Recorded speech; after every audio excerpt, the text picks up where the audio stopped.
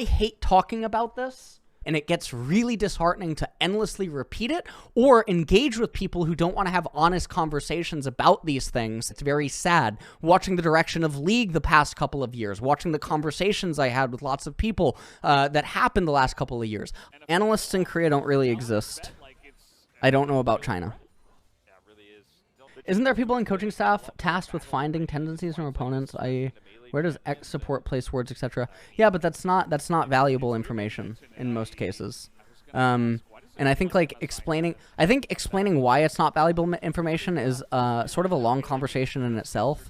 I've had this rant on stream before that I don't think that humans can make use of, unless it's a really obvious tendency, a really fucking obvious one, it's not very practical, nor is it valuable.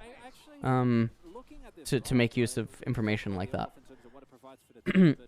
Often what ends up happening is people overestimate or exaggerate the value of such information, as well as how difficult it is to come by. In football, free kick, penalty, and corner analysis was a game changer for many teams. The problem with a lot of analysis is that a lot of it is irrelevant. It gets really weird when you use data type things because of newly introduced information. Newly introduced information will make all data obsolete. A really good example of this is let's take an RTS game. You take an RTS game and you look at the best professional players from the year 2005. You then take a professional player from 2010, even in a patchless game, and you put them back in time in 2005.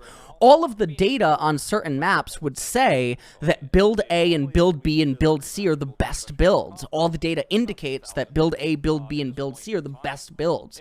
However, the player from 2010 understands more fundamentally about the game and understands how to cut corners better than any of the players from 2005.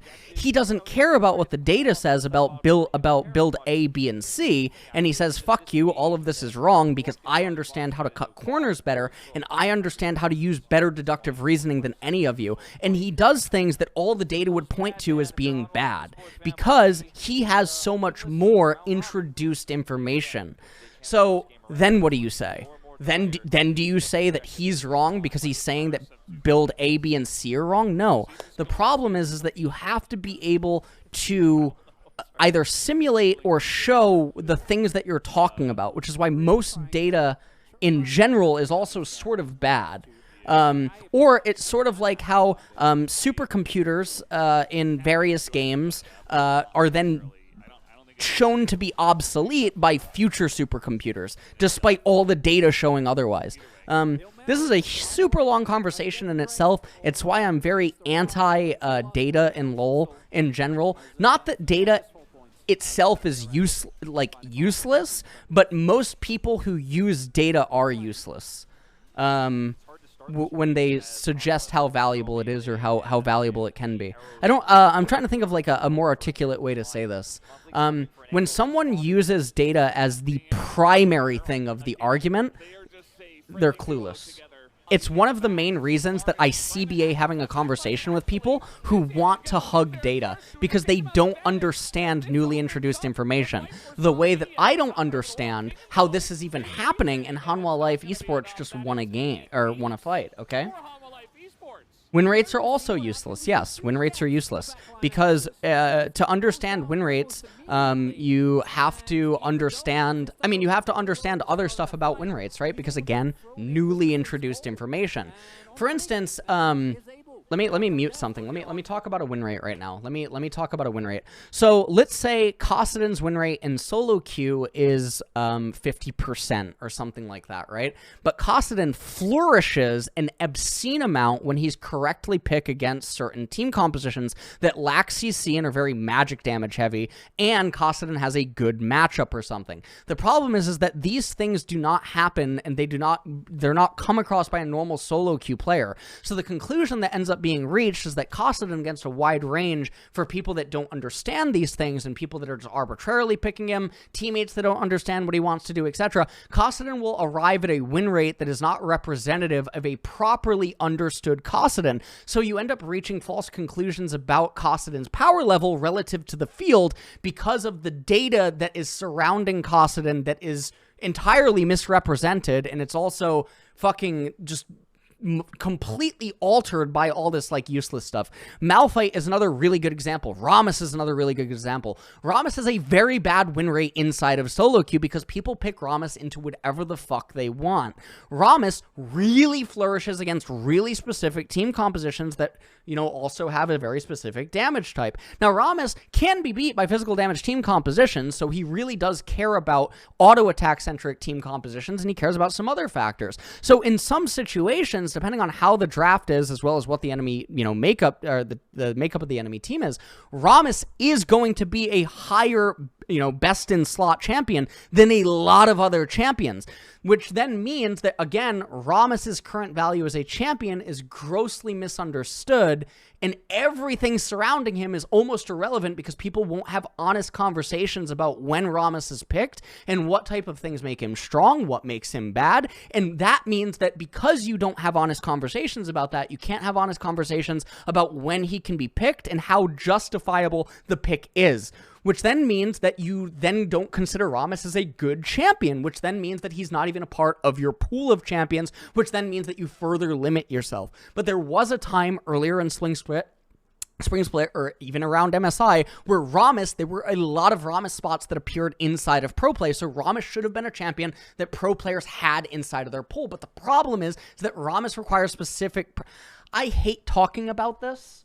Okay, I really hate talking about stuff like this, and I'm being totally honest with you. This is the inability to have conversations about this because, one, they get really repetitive, okay? This is already a further explanation of stuff that I've said lots of times on stream, and it gets really disheartening to endlessly repeat it or engage with people who don't want to have honest conversations about these things and who want to cling to these other types of things, or engage with people who have a perspective that is designed to only be viewed through the lens of one role or one champion without having an all-encompassing type of approach to it. It's really, really disheartening. It's very sad. Watching the direction of League the past couple of years, watching the conversations I had with lots of people that happened the last couple of years, I ended up gravitating towards just fucking talking with Twitch chat and joking and, just fucking memeing and, using hyperbole and spectacle and all this other stuff, because these conversations are boring, they're bland, and they don't provide anything.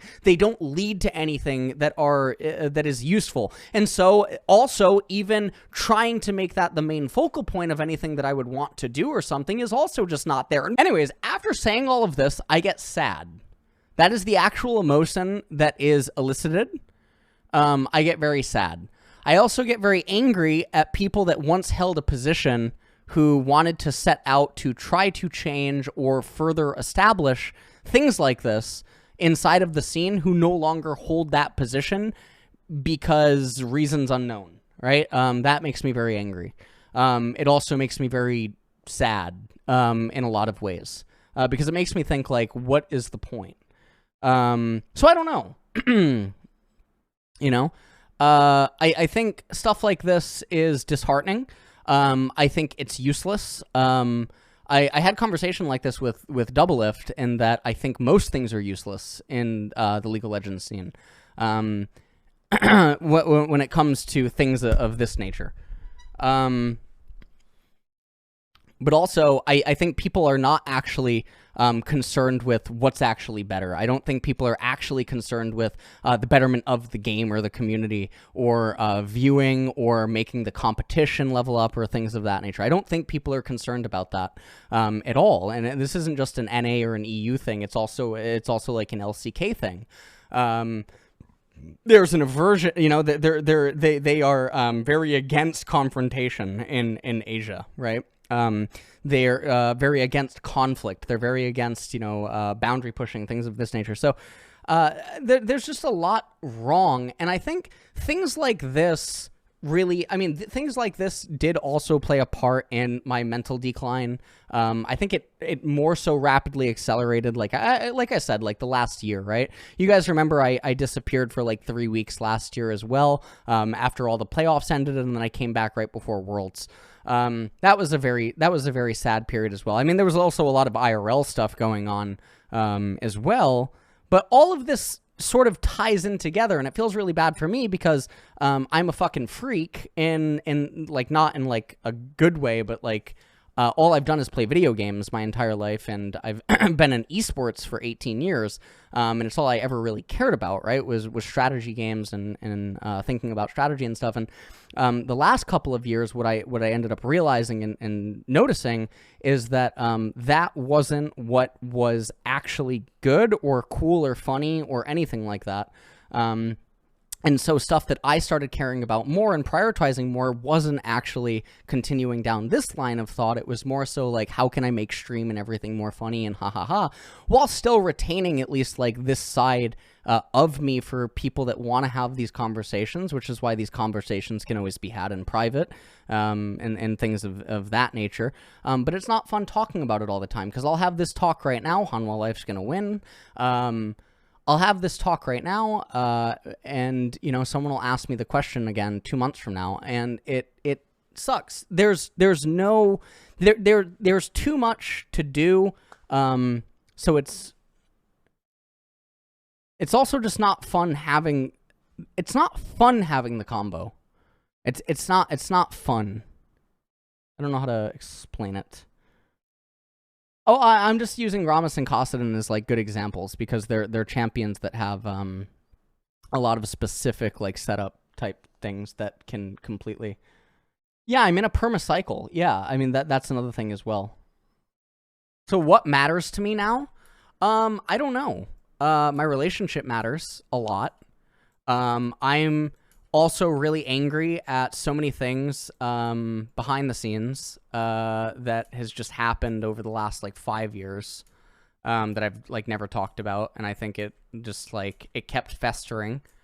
5 years, right? 2017. Since 2017, a lot of things have like happened, and I think that like now where I'm reaching the point where I'm at right now, I'm not really sure. I really enjoy just hanging out with people now, which is like the WoW thing.